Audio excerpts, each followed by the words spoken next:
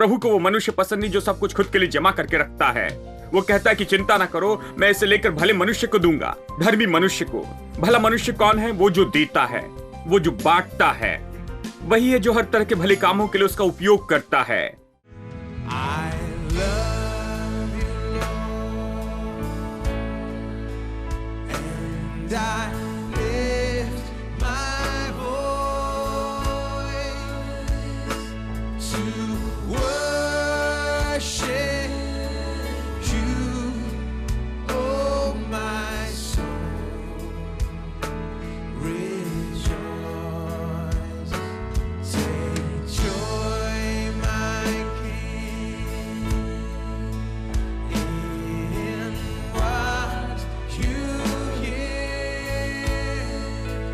Let it be a sweet, sweet sound in your ear. Let it be a sweet, let it be a sweet, sweet sound in your ear. Let it be a sweet, sweet sound in your ear.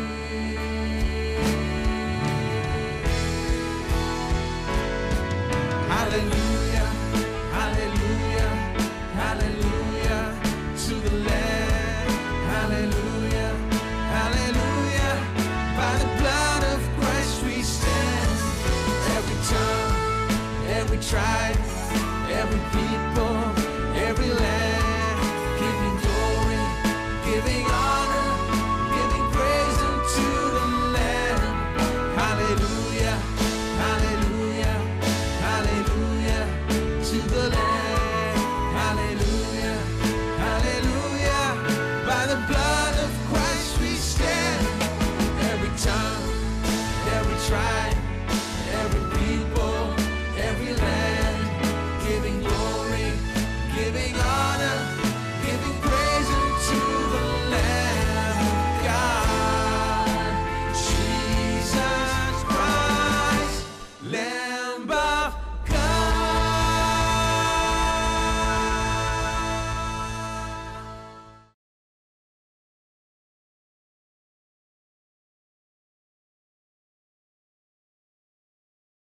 गलातियों 3:13-14। मसीह ने जो हमारे लिए श्राप बना, हमें मोल लेकर व्यवस्था के श्राप से छुड़ाया, क्योंकि लिखा है, जो कोई काट पर लटकाया जाता है वो श्रापित है। ये इसलिए हुआ कि अब्राहम की आशीष मसीह यीशु में अन्य जातियों तक पहुंचे और हम विश्वास के द्वारा उस आत्मा को प्राप्त कर सके जिसकी प्रतिज्ञा हुई है। अब्राहम के द्वारा यीशु जन्मा, इसलिए वो इन बातों की योजना में महत्वपूर्ण हुआ। लेकिन हमारे द्वारा हम वो पीढ़ी है, हम वो लोग हैं जिसके द्वारा सुसमाचार पूरे संसार में फैलाया जाएगा। प्रभु यीशु मसीह का संदेश, उसके द्वारा उद्धार, वो पृथ्वी के हर एक परिवार में जाएगा। ये इसलिए महत्वपूर्ण बनाता, ये आपको और मुझे प्रभु की बातों में बहुत ही महत्वपूर्ण बनाता है।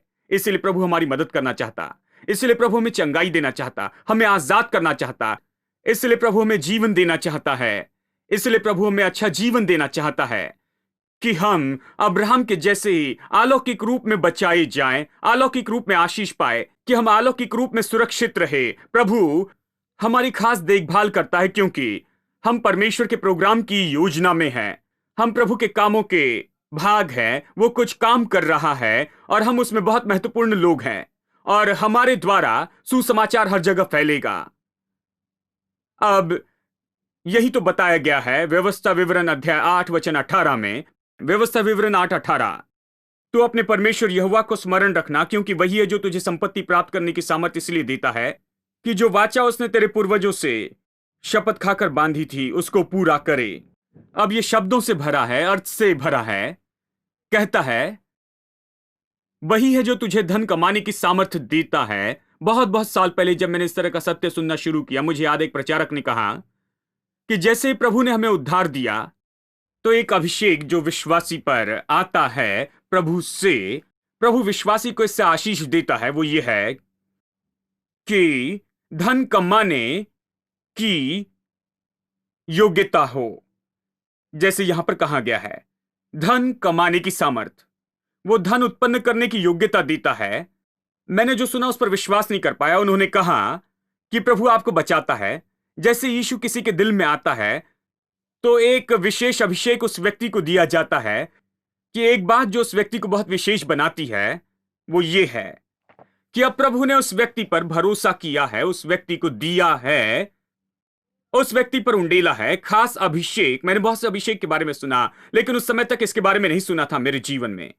और उन्होंने कहा कि एक अभिषेक जो अब आकर उस व्यक्ति पर रहता है क्योंकि वो एक विश्वासी है, कि वो धन उत्पन्न करता है। ये मेरे लिए चकित करने वाली बात थी। मेरे प्रभु जानते हैं, किसी ने मुझे नहीं बताया। ये कहता है कि उसने आपको धन उत्पन्न करने की सामर्थ दी है, धन कमाने की सामर्थ। क्यों? प्रभु विश्वासी को क्यों देता है? जैसे वो यीशु को जानता है, जैसे यीशु भीतर आता है, प्रभु विश्वासी को धन कमाने की सामर्थ क्यों देता है? अब बाद में जैसे मैं इसे जानना शुरू किया, समझने लगा, मुझे सच में इसका प्रकाशन मिला। कारण तो ये है, अब यीशु आपके दिल में है। आप वो व्यक्ति है जिन्हें यीशु को दूसरे लोगों तक ले जाना है। आप वो व्यक्ति हैं जिसे हर जगह पर जाना चाहिए, कि हर जगह पर जाएं और दूसरों की मदद करे, कि सुसमाचार प्रचार करे। और आप वो व्यक्ति है जो उसके लिए सहयोग देते हैं। आप वो व्यक्ति है जो इसे संभव करते हैं। जबकि आपके दिल में यीशु है, अब आप समझते हैं कि यह कितना महत्वपूर्ण है। यह संदेश जो यीशु मसीह का सुसमाचार है, कितना महत्वपूर्ण है। आप वो व्यक्ति है जो समझते हैं कि ये लोगों के लिए क्या करता है, ये कैसे उद्धार के लिए परमेश्वर की सामर्थ है। आप दूसरों से ज्यादा इसे समझते हैं कि ये लोगों के लिए क्या करेगा, कि कैसे संसार के कोने कोने तक जाए और हर व्यक्ति सुसमाचार सुन सके। आप इसे समझते हैं, बाकी कोई नहीं समझता। संसार में बहुत से धनी लोग हैं जो इसे नहीं समझते। आप दिन भर बैठकर उन्हें समझाए फिर भी नहीं समझेंगे। लेकिन एक बार यीशु आपके दिल में आ जाए, एक बार उद्धार पाले, आप समझने लगते हैं कि प्रभु ये समझता है कि आप वो व्यक्ति है, मुख्य व्यक्ति है। आप समझते हैं सुसमाचार का ये संदेश, और अब आप इस संदेश का महत्व समझते हैं, कैसे ये हर व्यक्ति के कानों में गूंजना चाहिए इस पूरे संसार में। इसलिए वो आपको योग्य बनाता है, आपको सामर्थ देता है, धन देता है। अब देखिए, जब मैं समझने लगा तो सच में इस पर प्रचार करने लगा। उसी ने मुझे आजाद किया, क्योंकि शुरू के दिनों में मैं इसके बारे में डरता था, क्योंकि मैं सोचता था कि लोग क्या सोचेंगे। जानते हैं, मैं तो शर्मीला था और दूर चला जाता था, इसे धीरे से कहता था, जानते हैं, कि किसी को परेशान न कर सकूं, जानते हैं, और किसी को मैं तंग न करूं या किसी को नीचे न दिखाऊं। लेकिन फिर मैंने इसे जितना ज्यादा जाना उतना ज्यादा मुझ में हिम्मत आई, क्योंकि मैं समझ गया कि उद्देश्य तो यह है कि आप और मैं, हम यही हैं जो प्रभु के दर्शन, प्रभु के दिल को समझते हैं, और कैसे सुसमाचार हर व्यक्ति तक जाना चाहिए। जैसे प्रभु ने अब्राहम से कहा था, तुझ में पृथ्वी के सारे कुल आशीष पाएंगे। और उत्पत्ति के अध्याय 17 में प्रभु ने कहा, मैं तुझसे वाचा बांधता हूं अब्राहम, मैं तुझे बहुत सी जातियों का पिता बनाऊंगा, बहुत से देशों का, केवल तेरे देश का ही नहीं, बहुत से देशों का। ये वो बता रहा था कि सारे अन्य जाति सुसमाचार सुनेगी। वो बहुत से देशों से आएंगे और बहुत तरह के लोग होंगे, और सारी पृष्ठभूमि से आएंगे, बहुत से वंश से और बहुत पृष्ठभूमि से। और हमारे लिए, हम सब के लिए अब्राहम पिता है, वो विश्वास का पिता है। आमीन। यानी सच में परमेश्वर ने अब्राहम को बहुत से देशों का पिता बनाया है यीशु मसीह के द्वारा। यानी इसलिए मैं साहसी हो गया, क्योंकि मैंने कहा कि यदि धन इसी के लिए है, यदि धन का यही उद्देश्य है, तो मुझे इसे लोगों को प्रचार करना चाहिए।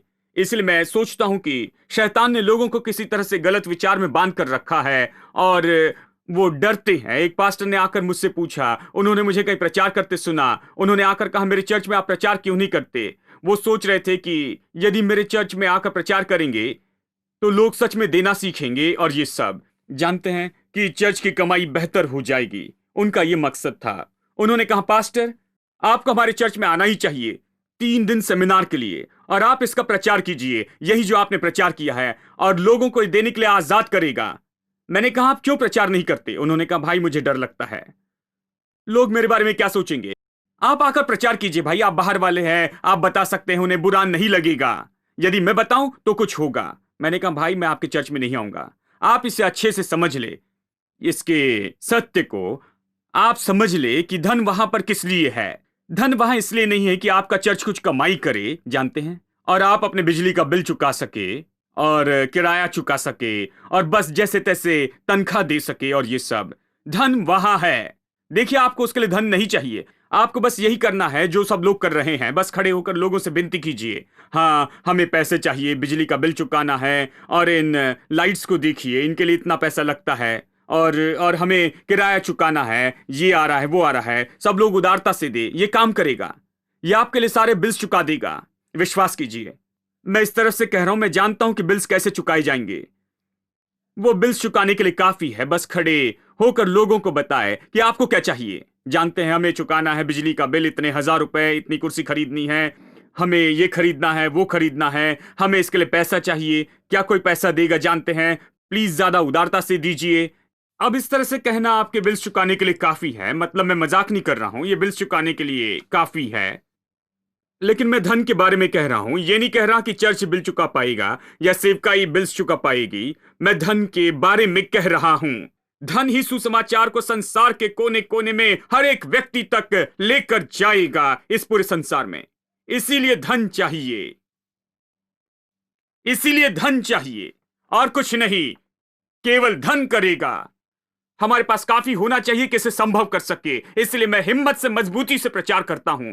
इसलिए मैं घूम घूम कर इसी विषय पर आता हूं, क्योंकि हम क्यों अस्तित्व में हैं। हम इसलिए नहीं कि अच्छे चर्च हो, कि हम यहां पर आकर लोगों के साथ अच्छी संगति रखें और चले जाएं। जैसे हम प्रभु भोज ले रहे थे, मैं सोच रहा था कि आज यहां कितने लोग नहीं हैं जो बाहर हैं। बाहर जो लोग हैं वो तो यहां के लोगों से ज्यादा है। यहां जितने लोग हैं उससे मैं प्रभावित हूं, लेकिन मैं इतना प्रभावित नहीं कि ये कहूं कि हमारे पास अच्छा चर्च है, आकर हमारा चर्च देखिए, हमारे पास अच्छी जगह है, हमारे पास अच्छे लोग हैं, देखिए इतने लोग आते हैं, अद्भुत है, 3-4 सभाएं हैं और ये सब हो रहा है। नहीं, मैं संतुष्ट नहीं। मैं आपसे कहता हूं, यदि आप सच में जैसे यीशु ने कहा वैसे काम करें और हर व्यक्ति को प्रचार करें, तो इस पृथ्वी पर ऐसी कोई जगह नहीं होगी इतनी बड़ी कि सबको जमा करे। और प्रभु लोगों से प्रेम करता है और प्रभु चाहता है कि उसके लोगों के पास में धन हो कि हर एक व्यक्ति सुसमाचार को सुन सके। यह आमीन तो इससे बेहतर होना चाहिए था। इसलिए मैं जानता हूं मुझे थामे रहना है। मैं जानता हूं कि धन क्यों है। मैं जानता हूं कि किसी से नहीं डरना है। जो हमला करते हैं उनको जवाब देने के लिए तैयार हूं। मैं जानता हूं कि धन किसके लिए है। ये इसीलिए है कि प्रभु अपनी वाचा स्थापित कर सके। ये नई वाचा यीशु मसीह के द्वारा हर एक व्यक्ति के साथ, और उन्हें उस महिमा में वाचा में लेकर आए और अपनी वाचा उनके साथ स्थापित करे। इसीलिए धन है। धन इसीलिए नहीं कि आप खुद पर ढेर लगाए। हम उस तरह के धन के बारे में नहीं प्रचार करते। धन इसी उद्देश्य के लिए है और हम इसीलिए प्रचार करते हैं, और हमें समझना होगा कि हमें क्या करना है। आमेन। यानी आपके पास धन कमाने की सामर्थ है। अब मेरे लिए खबर थी, तो मैं उस दिन से विश्वास करने लगा कि मेरे पास धन कमाने की सामर्थ है।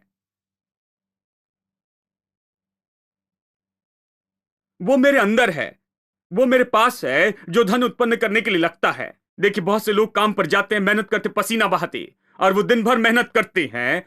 वो एक से दूसरे में जाते, एक असफलता से दूसरे में, और उन्हें अपने जीवन में यही दिखाना है। उन्होंने कई साल काम किया और वो असफल असफल होते चले गए और घटते और घटते और घटते होकर शून्य हो गए, और उन्होंने ये कभी नहीं जाना, और उन्होंने कभी ये सच्चाई के बारे में नहीं सोचा कि परमेश्वर ने उन्हें सामर्थ दी है कि धन उत्पन्न करे।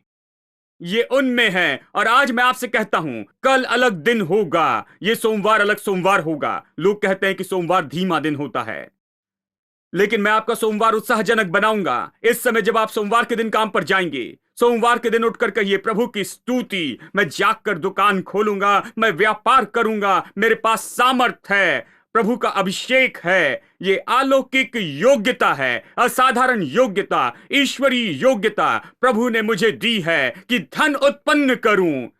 प्रभु चाहता है कि मैं इसे करूं। मैं प्रभु की ओर से मिशन पर हूं कि इस पृथ्वी पर धन उत्पन्न करूं। क्यों? क्योंकि सुसमाचार इस पृथ्वी के अंतिम व्यक्ति तक जा सके, उद्देश्य की पटरी से कभी न उतरे। जब आप उद्देश्य को छोड़ देते हैं तो भटकते हैं, गलत मार्ग में जाते हैं। अब केवल इसी से आप समझेंगे कि मैं यहां पर क्या कह रहा हूं, कि बाइबल में बहुत से मुश्किल भाग हैं। जबकि आप यहां पर बैठे हैं, मुझे इस तरह से सुन रहे हैं, मैं जानता हूं कि बहुत से लोग अलग पृष्ठभूमि से है, बहुत से लोग मसीह पृष्ठभूमि से आते हैं। तुरंत ही कुछ चीजें मन में आती, वो कहते हैं खैर पास्टर सैम इस तरह से प्रचार कर रहे हैं, लेकिन वचन कहता है कि संतोष सहित भक्ति बड़ी कमाई है। ये कुछ लोगों के मन में दौड़ रहा है, और कुछ लोग सोचते हैं हमने इस संसार में कुछ नहीं लाया और कुछ नहीं ले जाएंगे। ये इस तरह क्यों कह रहे हैं? ये एक और वचन है, और ये सब बाइबल के वचन है, मैं अभी भी आपको दिखाऊंगा। हाँ, एक और बाइबल का वचन है। देखिए, उन्होंने बाइबल पढ़ी है। देखिए, इसीलिए एक भाई ने मुझसे कहा मैं चर्च में नहीं जाता हूं भाई, मैं बस घर में बैठकर अपनी बाइबल पढ़ता हूं। मैंने कहा इसलिए आप ऐसे हैं, आपको कुछ पता नहीं, जानते हैं आपको ऐसे चर्च में जाना चाहिए जहां अभिषिक्त प्रचार है, जो आपको प्रभु के वचन का प्रकाशन देता है, जहां आप सोचने के लिए चुनौती पाते हैं, प्रभु के वचन से देखने की चुनौती मिलती है, और प्रभु के वचन पर गौर करके देखे कि क्या यह सच है, और इस पर गौर करे, यदि सत्य है तो ले, नहीं है तो उसका इनकार करे। इसीलिए चर्च है। ये इसलिए नहीं कि बस बैठकर मैं जो कहता हूं उसे स्वीकार करे। आपका काम है कि इसे देखे, आपको देखना है कि मैं जो कह रहा हूं वो सत्य है। यदि ये सत्य है तो ये प्रभु का सत्य है, और आप इसके बारे में गंभीर हो जाएं, आप इसे थाम ले और इसे घर ले जाएं, और बाइबल कहती है उसका उपयोग करें। तो उन्होंने कहा मैं अपनी बाइबल पढ़ता हूं, प्रार्थना करता हूं। मैंने कहा आप अनंतकाल तक यही करें तो भी कुछ नहीं होगा। देखिए, प्रभु ने पास्टर क्यों दिए, प्रचारक और शिक्षक और ये सब प्रभु ने इस उद्देश्य के लिए दिए। हम तो इसी काम में लगे हैं। बहुत से लोग कहते हैं बाइबल कहती कि जब तक खाने के लिए और पहनने के लिए काफी हो तो तुम्हें संतुष्ट होना चाहिए, तुम्हें तृप्त रहना चाहिए। ये एक और वचन कहते हैं रुपए का लोभ सब प्रकार की बुराई की जड़ है। लोगों ने अपने आप को नाना प्रकार के दुखों से छलनी कर दिया, क्योंकि वो पैसों के पीछे भागी। सब उनके दिमाग में घूमते रहता है। ये बाइबल में है। तो चलिए मैं उस वचन में अभी चलता हूं। पहला तीमोथी अध्याय 6। मैंने पहले धन के बारे में जानबूझकर बताया। क्यों? क्योंकि फिर सारी मुश्किलें सब सही हो जाती है, हमें मुश्किल नहीं होगी। देखिए, यही तो वो बात है जिसके आसपास सब कुछ होता है, यानी उद्देश्य ही वो है जिस पर सब लटका है। लोग बिना उद्देश्य के घूमते रहते हैं, कई बार जोर से निकले हुए होते हैं, जानते हैं। वो कहते हैं बाइबल ये कहती है भाई, बाइबल वो कहती है, मैंने ये पढ़ा है, उन्होंने ये प्रचार किया। खैर, वो नहीं जानते कि ये सच में क्या कह रही है। ये क्या कह रही है सच में ये महत्वपूर्ण है। इसे समझना बहुत सरल है। मेरे साथ निकाले पहला तीमोथी अध्याय 6। हम इस मुश्किल वचन को देखेंगे जो लोगों को परेशान करता है, जिसने लोगों को यह सत्य स्वीकार करने से रोका है। अब इसे सुनिए। वचन 6, पर संतोष सहित भक्ति बड़ी कमाई है। अब ये बहुत से लोगों के लिए सुनहरा वचन है। संतोष सहित भक्ति बड़ी कमाई है, क्योंकि न हम इस जगत में कुछ लाए और न कुछ ले जा सकते हैं। बहुत से विश्वासी बस यही कहते हैं, यहोवा मेरा चरवाहा, इससे भी बढ़कर। मेरे दिनों में, जानते हैं, वो सामान्य रूप में इस तरह की बातें कहते थे। जैसे मैंने आपको बताया, महीने की पहली तारीख को प्रचार करते यहोवा मेरा चरवाहा है, और बाकी महीना भर इस तरह के वचन, हमने कुछ नहीं लाया, हमें कुछ नहीं चाहिए, इसलिए हम कुछ नहीं चाहते। क्योंकि हम इन सारी चीजों के साथ में क्या करेंगे, जानते हैं? हमने कुछ नहीं लाया और कुछ नहीं ले जाएंगे। अब इसे सुनिए। खाने और पहनने को हो तो इन्हीं पर संतोष करना चाहिए, ठीक है? ये एक और विख्यात वचन है। जो धनी होना चाहते हैं, ये तो बहुत ही विख्यात है। जो धनी होना चाहते हैं वैसी परीक्षा और फंदे और बहुत सी व्यर्थ और हानिकारक लालसाओं में फंसते हैं, जो मनुष्य को बिगाड़ देती है और विनाश के समुद्र में डुबा देती है।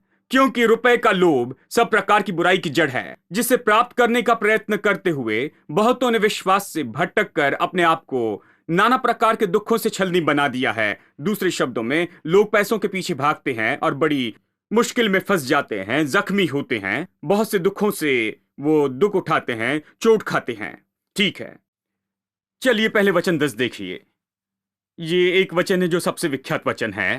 कहता है, रुपए का लोभ सब प्रकार की बुराई की जड़ है। मैं जानता हूं कि आप सब लोग इस तरह से पार हो चुके हैं कि पैसा बुरा नहीं है। यदि नहीं जानते हैं तो बस आप बाइबल में देख ले, आप इसे अपने घर में देख सकते हैं। बस बाइबल को सही तरह से पढ़ ले। ये कहता है रुपए सब प्रकार की बुराई की जड़ नहीं है, ये तो रुपए का लोभ है जो सब प्रकार की बुराई की जड़ है।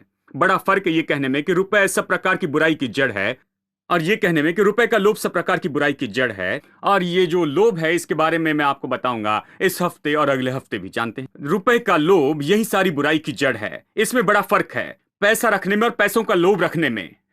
यदि पैसा है तो कोई समस्या नहीं। बाइबल कहती है कि आपके पास ये होना चाहिए कि सुसमाचार प्रचार कर सके, कि यीशु मसीह का सुसमाचार प्रचार कर सके। बाइबल धन उत्पन्न करने के बारे में कहती, लेकिन यदि रुपए का लोभ है, यही तो समस्या है। देखिए, क्योंकि आप सुसमाचार प्रचार के लिए पैसे नहीं देंगे। देखिए, यानी यहां सारी बुराई की जड़ रुपया नहीं है। सारी बुराई की जड़ तो रुपयों का लोभ होता है। बाइबल इसके बारे में स्पष्ट है। अब रुपया सारी बुराई की जड़ क्यों है? परमेश्वर क्यों चाहता है कि हमारे पास में धन हो? प्रभु क्यों चाहता है कि हम धन उत्पन्न करें? प्रभु हमें यह अभिषेक क्यों देता है, ये आशीष, ये योग्यता, कि ये सामर्थ की धन कमाए, कि वो अपनी वाचा स्थापित कर सके। इसका अर्थ है कि वो लोगों को अपने साथ वाचा में ला सके। आज ये यीशु मसीह के द्वारा नई वाचा है, यानी उन्हें उद्धार में लाना है, उन्हें प्रभु के साथ संबंध में लाना है। इसलिए वो हमें धन कमाने की सामर्थ देता है। अब इसके साथ ही आप ये वचन समझ सकते हैं, तो फिर रुपए का लोभ सारी बुराई की जड़ है। रुपए का लोभ सारी बुराई की जड़ है, क्योंकि जब कोई धन से प्यार करता है, वो उन पैसों को नहीं खोलेगा कि सुसमाचार जा सके। ये सारी बुराई की जड़ होता है। आप दुखी संसार को देखेंगे मेरे दोस्तों, यदि सुसमाचार प्रचार नहीं किया गया। इसलिए यीशु ने कहा, तुम पृथ्वी के नमक हो, हम इस जगत की ज्योति है। इस संसार में महत्वपूर्ण योगदान देते हैं। सुसमाचार प्रचार से सब कुछ बेहतर होता है। क्यों? क्योंकि सुसमाचार प्रचार किया जा रहा है। जहां भी सुसमाचार प्रचार जाता है, मैं आपसे कहूं, सब बदलता है। कोई भी समाज हो जिनमें सुसमाचार प्रचार किया जाए, वहां बदलाव आएगा। आप इतिहास में देख सकते हैं, आप जगह को देख सकते हैं। हमने जगह देखी है और यह पूरी तरह सच है, यह पूरी तरह सत्य और सच है कि जहां भी सुसमाचार प्रचार किया गया, वो जगह अलग हो जाती है। सारी बुराई की जड़ तो रुपए का लोभ है। जब लोग पैसा रोकते हैं, उसे प्रभु के उद्देश्य के लिए नहीं खोलते, तो क्या होता है? बस यही, प्रभु हर जगह सुसमाचार नहीं भेज सकता। प्रभु का उद्देश्य स्थापित नहीं होता है, उसमें रुकावट होती है, और यह सुसमाचार को बहने में रोकता है, और यह बुरा है मेरे दोस्तों। रुपए का लोभ प्रभु के उद्देश्य को रोकता है। प्रभु अपने उद्देश्य को पूरा नहीं कर सकता, क्योंकि लोग रुपए के लोभ से भरे हैं। इसीलिए पैसों के प्रेम करने के बारे में यहां पर कहा गया है। पौलुस ये सिखा रहा है, क्योंकि वो चाहता है कि जिन लोगों के पास पैसा है वो ये जान ले कि आपके पास रुपया हो, लेकिन रुपए का लोभ ना हो। हमारे पास पैसा हो, लेकिन आपको पैसा खोलने के लिए तैयार होना चाहिए प्रभु जिसके लिए चाहता है उसके लिए, क्योंकि पैसा आपको उसी उद्देश्य के लिए दिया गया है। पैसा उपयोग के लिए है, जमा करने के लिए नहीं है। दीवार के पीछे, जमीन के नीचे, हर जगह छिपाना, यह इसलिए नहीं। जानते हैं, यहां तक सरकार इस तरह के आदमी को पकड़ती है, उससे सारा पैसा छीन लेती है। जानते हैं, प्रभु कहता है मैं वही करूंगा, क्योंकि वो कहता है कि दुष्ट का धन धर्मी के लिए रखा गया है। प्रभु को वो मनुष्य पसंद नहीं जो सब कुछ खुद के लिए जमा करके रखता है। वो कहता है कि चिंता ना करो, मैं इसे लेकर भले मनुष्य को दूंगा, धर्मी मनुष्य को। भला मनुष्य कौन है? वो जो देता है, वो जो बांटता है, वही है जो हर तरह के भले कामों के लिए उसका उपयोग करता है। He's turned my morning into dancing again. He's lifted my sorrow, and I can't stay silent. I must sing, for His joy has come.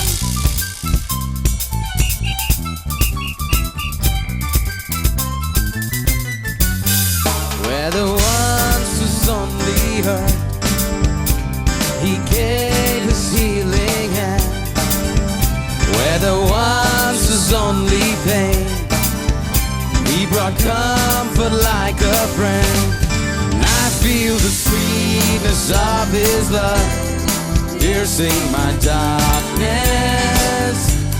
And I see the bright and morning sun as it ushers in His joyful gladness. He's turned my morning into dancing again. He's lifted my sorrows, and I can't stay silent. I must sing, for His joy has come. He's turned my mourning into dancing again. He's lifted my sorrows. I can't stay silent. I must sing, for His joy has come.